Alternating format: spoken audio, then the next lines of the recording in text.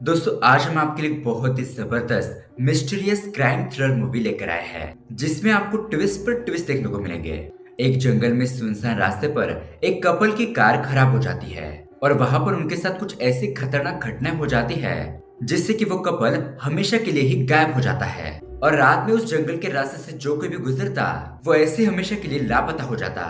तो अब एक फोटोग्राफर और उसका दोस्त इस मिस्ट्री को सुलझाने के लिए इस जंगल में जाते हैं। तो उनको किन किन मुसीबतों का सामना करना पड़ता है और क्या ये लोग इस रात से पर्दा हटा पाएंगे या फिर ये लोग भी बाकी लोगों की तरह हमेशा के लिए गायब हो जाएंगे, यही देखेंगे हम आज की ट्विस्ट और टर्न से भरी हुई कहानी में। और दोस्तों इस मूवी का क्लाइमैक्स देखकर आपके होश उड़ने वाले हैं, इसीलिए दोस्तों वीडियो को एंड तक जरूर देखना। तो दोस्तों मेरा नाम है किरण और आप देख रहे हैं हॉरर बॉक्स हिंदी।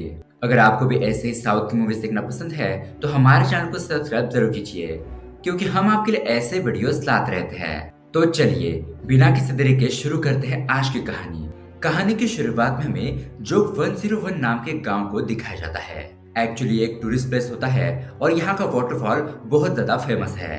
अब उसके बाद हम यहाँ पर सुषमा और राकेश को अपनी कार से उसी जगह पर जाता हुआ देखते हैं, लेकिन थोड़ी दूर आने के बाद इनकी गाड़ी सुनसान रास्ते पर अचानक ही खराब हो जाती है। तो राकेश सुषमा को गाड़ी में बैठने के लिए कहकर खुद गाड़ी से उतर जाता है और गाड़ी में क्या खराबी हुई है ये चेकिंग करने लगता है कि आखिरकार प्रॉब्लम क्या है।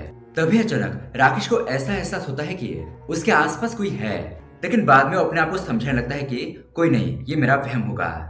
सो गाड़ी का काम फटाफट से खत्म करने के बाद वो वापस से अपनी गाड़ी में आकर बैठ जाता है। वो गाड़ी को स्टार्ट करने लगता है, लेकिन शॉकिंगली बगल में उसकी पत्नी सुषमा नहीं थी। राकेश अपनी गाड़ी से उतरकर सुषमा को आवाज देने लगता है कि सुषमा तुम कहाँ पर हो, और तभी अचानक सुषमा उसके सामने आ जाती है। लगता है कि वो सुसु करने के लिए गई थी। खैर उसके थोड़ी देर बाद में पता नहीं उन दोनों के साथ क्या हो जाता है, ये दोनों अचानक उसी जगह से कहीं गायब हो जाते हैं। अब यहाँ पर हमें पता चलता है कि सुषमा के भाई का नाम होता है विवेक, जो कि फॉरेन में काम करता है। सुषमा को मिस हुए अब तक 2 महीने बीत चुके होते हैं और वो उनकी तलाश कर रहा था, लेकिन अब तक विवेक को अपनी बहन के बारे में कुछ भी क्लू नहीं मिला था। अब विवेक का एक बेस्ट फ्रेंड होता है जिसका नाम होता है विक्रम। वो उसे कॉल करता है और कहता है कि विक्रम मुझे मेरी कंपनी की तरफ से दोबारा से बुलावा है, इसलिए मुझे फौरन वहां पर जाना होगा और इसलिए अब तुमको ही सुषमा के केस को हैंडल करना होगा। अब दोस्तों विक्रम और सुषमा ये दोनों में बहुत अच्छे दोस्त होते हैं, इसलिए विक्रम भी इस काम को करने के लिए राजी हो जाता है। अब विक्रम के बारे में बात करें तो ये एक फ्रीलांसर फोटोग्राफर होता है और जिस जगह पर सुषमा और राकेश ये दोनों मिसिंग हुए थे वो अपने एक दोस्त के साथ वहां पर जाकर रहने का डिसाइड करता है ताकि वो वहां पर जाकर उनको ढूंढ सके। विक्रम अपने फ्रेंड से कहता है कि चलो हम दोनों एक ट्रिप पर चलते हैं, और इस तरह से विक्रम और उसका दोस्त उस जगह पर पहुंच जाते हैं और वहां के एक होटल के पास रूम लेने के लिए जाने लगते हैं। तो वहां पर उन दोनों को मैनेजर दिखाई नहीं देता। अब ऊपर से यहाँ पर बहुत ज्यादा रात हो चुकी होती है, लेकिन तभी अचानक वहाँ का वॉचमैन सडनली उनके सामने आ जाता है। विक्रम के हाथ में एक चाबी देते हुए कहता है कि सर मैनेजर साहब ने कहा है कि आपको ये चाबी दे दे। तो विक्रम और उसका दोस्त उस रूम में रहने लगते हैं। अब विक्रम उस रूम के अंदर इस एरिया का मैप लगाकर अपनी इन्वेस्टिगेशन शुरू कर देता है।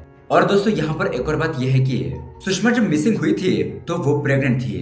पुलिस वालों ने भी इस केस पर ज्यादा गौर नहीं किया, इसीलिए इस केस को विक्रम को हैंडल करना पड़ रहा था। अब विक्रम सोचने लगता है कि वो दोनों यहाँ पर आए तो कहाँ मिस हो गए होंगे, और तभी अचानक विक्रम को ऐसा एहसास होता है कि उसकी खिड़की के पास कोई है। और जब वो खिड़की के पास जाकर देखता है तो वहां पर वो वॉचमैन खड़ा होता है। वो उससे पूछने लगता है कि इतनी रात के आप खिड़की के पास क्या कर रहे हैं। तो वॉचमैन कहने लगता है कि आधी रात हो चुकी है लेकिन आपके कमरे की लाइट अभी भी जली हुई थी, इसलिए मैं यहाँ पर चेक करने के लिए आ गया था कि आप क्या कर रहे हैं, जाइए सो जाइए। खैर अब सुबह होने के बाद विक्रम का फ्रेंड मैप को देखकर ये पूछने लगता है कि क्या हम इतनी सारी जगहों पर घूमने वाले हैं।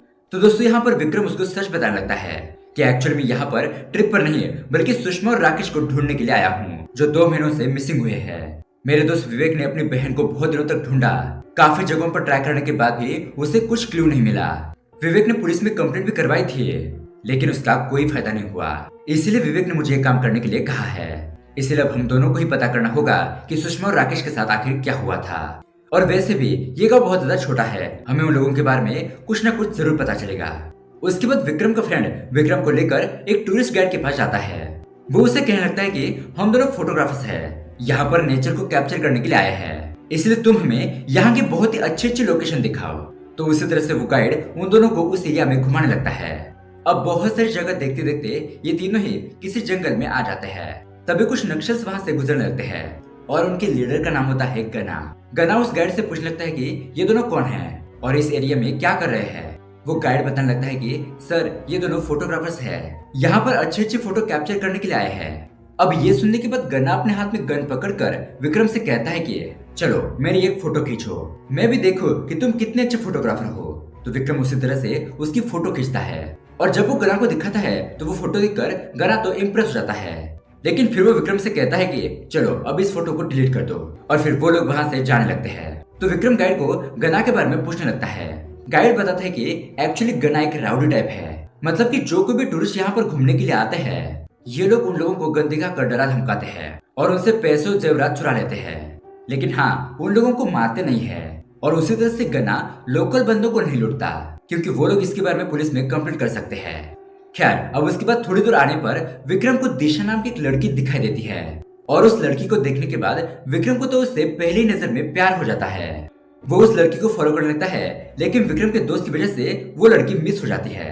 अब रात हो जाने के बाद वो टूरिस्ट गाइड गन्ना और उसकी गैंग के पास जाकर उनके साथ बैठकर दारू पीने लगता है और उनसे कहता है कि भाई वो फोटोग्राफर आपके बारे में मुझसे पूछ रहा था, इसीलिए भाई उससे थोड़ा बचकर रहना, मुझे तो कुछ दाल में काला लग रहा है। अब उसके अगले दिन विक्रम किसी जगह पर दिशा को देखकर उसके पास जाकर उससे बातचीत करने की कोशिश करता है, उसके सामने अपना इंप्रेशन बनाने लगता है। पहली बार विक्रम ने दिशा को किसी मंदिर में देखा था, तो उसी दिन से वो दिशा को फॉलो करते आ रहा है। लेकिन यहाँ पर दिशा विक्रम को इतना ज्यादा भाव नहीं देती है, वो अपनी गाड़ी लेकर अपने घर जाने लगती है।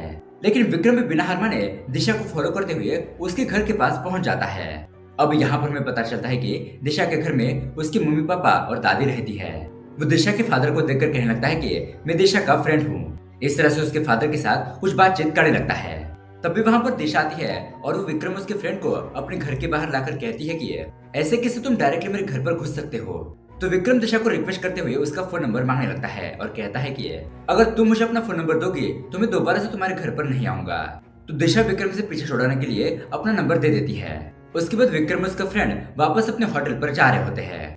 लेकिन तब यहाँ पर बीच रास्ते में गना और उसकी गैंग इन दोनों को रोक लेते हैं। वो विक्रम को डराने धमकाने की कोशिश करते हैं, लेकिन यह विक्रम उल्टा गना को ब्लैकमेल करने लगता है।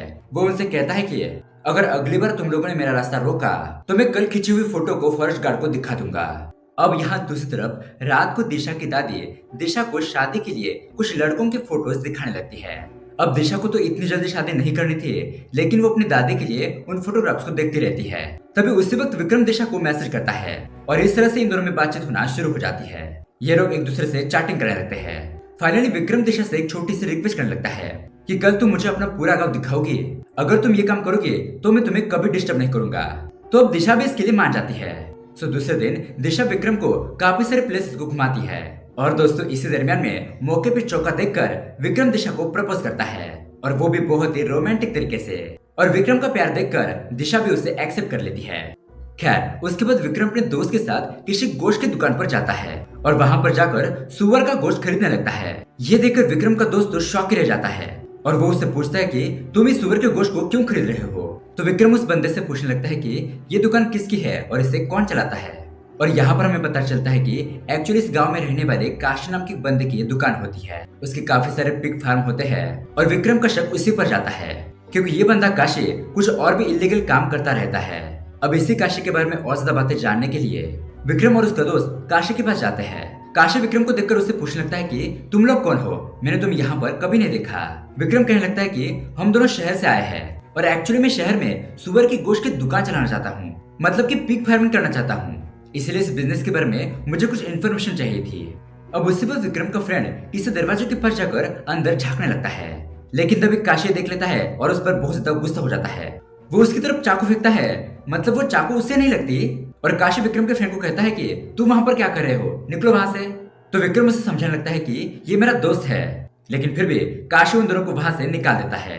अब उसके बाद विक्रम और उसका दोस्त वापस अपने रूम में आ जाते हैं। विक्रम मैप दिखाते हुए अपने फ्रेंड से कहने लगता है कि अब तक इस एरिया में 126 लोग मिस हुए हैं और इनमें से सिर्फ 25 लोग दोबारा मिल गए, बाकी के 101 लोग उनका कुछ भी पता नहीं चला, मतलब कि उन लोगों का कोई भी अता पता नहीं है और पुलिस वालों को भी उनके रिलेटेड कोई भी क्लू नहीं मिला है। अब उसके अगले दिन हम देखते हैं विक्रम और उसका दोस्त कहीं पर जा रहे होते हैं, लेकिन तभी अचानक काश और उसके आदमी इन दोनों पर हमला कर देते हैं।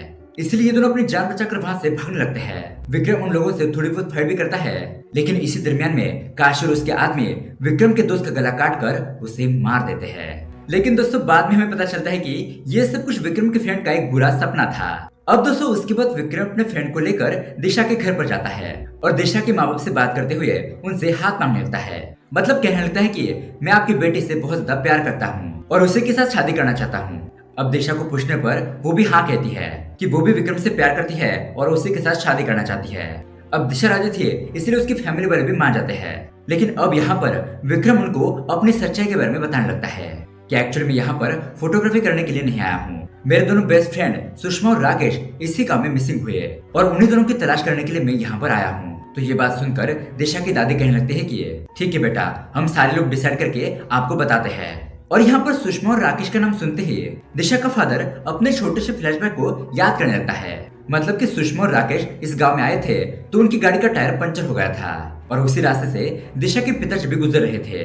तो उन दोनों को देखकर दिशा के पिताजी उनकी हेल्प करते हैं और इसी बातों में दिशा के फादर सुषमा और राकेश को अपने घर पर इनवाइट करते हैं। घर पर पहुंचने के बाद दिशा की दादी उन दोनों को चाय देती है और उन दोनों के साथ बहुत ही प्यार भरी बातें करने लगती है। लेकिन दोस्तों यहाँ पर आता है पहला ट्विस्ट। शॉकिंग बात यह होती है कि उस चाय में जहर मिला होता है। जी हाँ दोस्तों, जिसकी वजह से सुषमा और राकेश की मौत हो जाती है। दिशा के मम्मी पापा और उसके दादी ने मिलकर उन दोनों को मार दिया था और फिर अपने घर के पीछे जाकर बड़ा सा गड्ढा खोदकर उन दोनों की लाश वहीं पर दफन कर दी थी। खैर अब यहाँ पर हम प्रेजेंट में आते हैं जहाँ पर विक्रम अपने दोस्त को काशी के गोडाउन में लेकर आता है और ये लोग यहाँ पर कुछ सबूतों को ढूंढने लगते हैं। अब गोडाउन के अंदर ये लोग कुछ ढूंढ रहे होते हैं तभी विक्रम के फ्रेंड को किसी की कटी हुई उंगली दिखाई देती है। ये देखकर वो जोर जोर से चीखने चिल्लाने लगता है, मतलब कि वो बेचारा डर जाता है। तो विक्रम तुरंत ही उसका मुंह बंद करके फटाफट से ये दोनों वहां से भागने लगते हैं। काशी और उसके आदमी वहां पर पहुंचने से पहले वो दोनों अपने रूम पर पहुंच जाते हैं। अपने रूम पर आने के बाद विक्रम का फ्रेंड विक्रम से कहने लगता है कि हम दोनों को यहाँ से फटाफट से निकलना होगा। वो काशी बहुत ज्यादा डेंजरस बंदा लगता है मुझे। लेकिन विक्रम कहने लगता है कि मेरा काम अब तक नहीं हुआ है। तो विक्रम का फ्रेंड उसे कहने लगता है कि तुम्हारा काम होगा या नहीं होगा ये मुझे पता नहीं, लेकिन जब तक ये बात काशी को पता चलेगी वो हम दोनों का काम तमाम कर देगा। अब उसके बाद यहाँ पर विक्रम सुषमा और राकेश के बारे में एक छोटा सा इंसिडेंट याद करने लगता है। मतलब कि यहाँ पर सुषमा और राकेश एक दूसरे से बहुत ज्यादा प्यार करते थे और उन्होंने पहली बार ये बात विक्रम को बताई थी और वो दोनों विक्रम से कहते हैं कि तुम्हें मेरे भाई विवेक से बात करके हम दोनों की शादी करवानी होगी। लेकिन दोस्तों शॉकिंग बात तो ये होती है कि उन दोनों की बातें ऑलरेडी विवेक जानता होता है। इस तरह से उन दोनों की शादी होने के बाद ये दोनों घूमने के लिए इस जगह पर आए थे। खैर अब यहाँ पर प्रेजेंट डे पर दिशा के पेरेंट्स विक्रम को अपने घर पर बुलाकर उससे खुशखबरी बताने लगते हैं कि हमें रिश्ता मंजूर है। पंडित जी से बात करके हम एक अच्छा सा मुहूर्त निकालेंगे। और ये बात सुनने के बाद विक्रम और दिशा तो बहुत ज्यादा खुश हो जाते हैं। अब हम देखते हैं कि उसी रात को विक्रम और दिशा एक दूसरे के साथ कॉल पर बात कर रहे होते हैं, मतलब जैसे रोमांटिक और शादी के बारे में। अब दोस्तों यहाँ पर हमें पता चलता है कि दिशा को बिल्कुल भी पता नहीं है कि सुषमा और राकेश को मारने वाले उसकी फैमिली वाले हैं। यहाँ पर विक्रम दिशा से सुषमा और राकेश के बारे में ही बातें करते रहता है। अब ऐसी ही बातें करते करते विक्रम जब अपने कमरे से बाहर आता है तो अचानक एक बंदा विक्रम के ऊपर हमला करके उसे मारने की कोशिश करता है और इन दोनों के बीच जबरदस्त हाथापाई होती है। फाइनली विक्रम तो बच जाता है और वो बंदा वहां से भाग जाता है। और दोस्तों यहाँ पर हमें शॉकिंग बात पता चलती है कि विक्रम को मारने वाला और कोई नहीं बल्कि वो दिशा के फादर ही होते हैं। जब वो अपने घर के पास आते हैं तो दिशा की माँ से पूछती है कि क्या आपने उसे मार दिया? तो दिशा के फादर कहते हैं कि नहीं, वो बच गया। ये बात सुनने के बाद दिशा की दादी कहती है कि कोई बात नहीं बेटा, कुछ दिन बाद हम अपने घर पर एक बहुत बड़ी पूजा रखेंगे और उस दिन हम नर बलि देंगे। तैयारी में लग जाओ बेटा, बहुत बड़ा दिन आने वाला है। अब उसके बाद दिशा के फैमिली वाले विक्रम को इन्फॉर्म करते हैं कि उनके घर पर पूजा रखी है और तुमको आना ही है। अब यहाँ पर हम देखते हैं कि इस पूजा के दरमियान दिशा की दादी विक्रम को मारने की कोशिश करती है, लेकिन लकीली विक्रम कुछ न कुछ करके बच जाता है। अब पूजा खत्म होने के बाद ये लोग घर पर जाकर डिनर वगैरह करते हैं। तो ये सब कुछ होने के बाद दिशा की दादी विक्रम को चाय देने लगती है क्योंकि उस चाय में जहर मिला होता है।